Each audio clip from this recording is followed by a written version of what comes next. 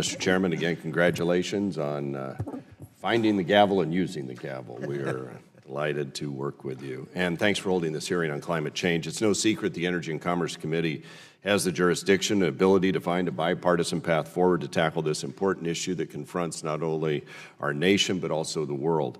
As you know, I spoke out early and forcefully, Mr. Chairman, about the unnecessary effort by Speaker Pelosi to create yet a separate select committee which lacks any legislative authority. While able members will certainly serve on that panel, it is as redundant as the last one she created more than a decade ago.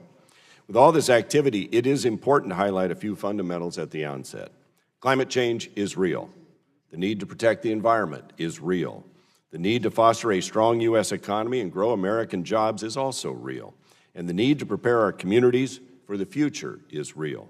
Republicans on this committee are ready, willing, and able to have serious, solutions-oriented discussions about how to address and balance these considerations.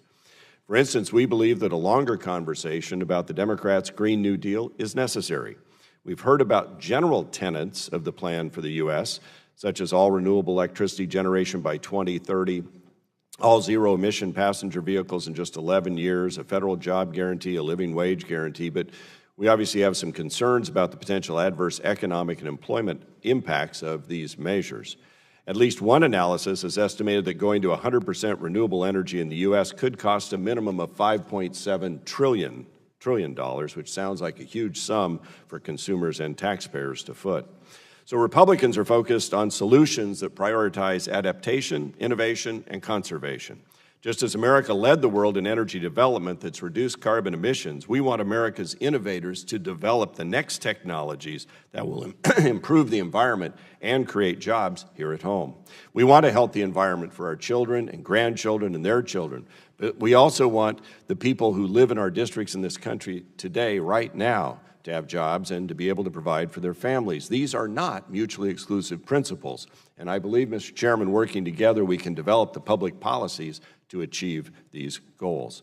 As a Republican leader of the committee, I'll work to promote a better policy vision for the environment, one which supports and accelerates continued technological advances in energy and environmental practices to improve our quality of life, that ensures a sound regulatory environment where people have the confidence to invest their money to innovate and to create American jobs, and that improves information needed to understand future impacts and provide resources to communities to adapt and to prepare for these impacts.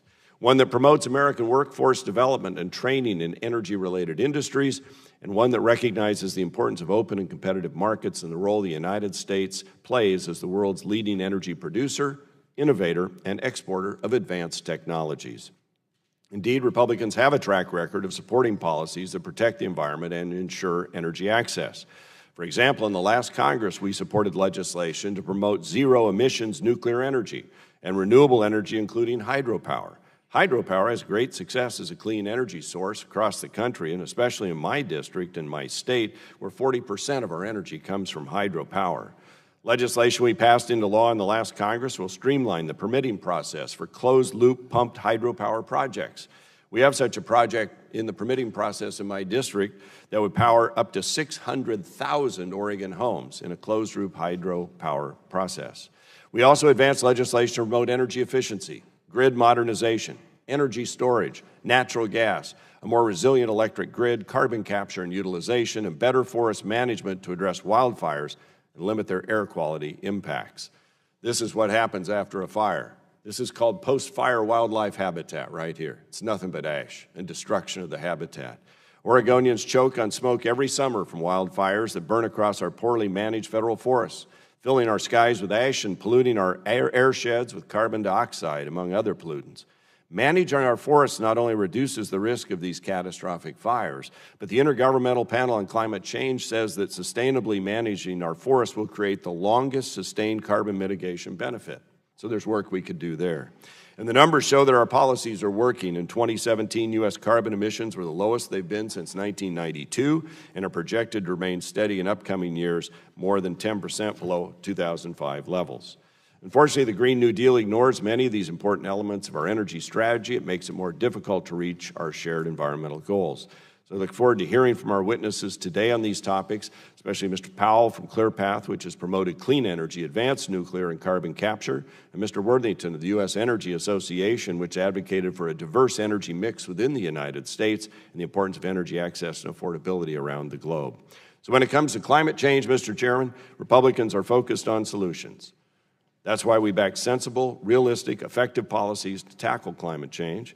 What we're deeply concerned about are plans we believe will harm consumers and cost American jobs and drive up our costs and not result in the kinds of goals we want to achieve mutually. So thank you for having the hearing. I yield back the balance of my time. Thank you.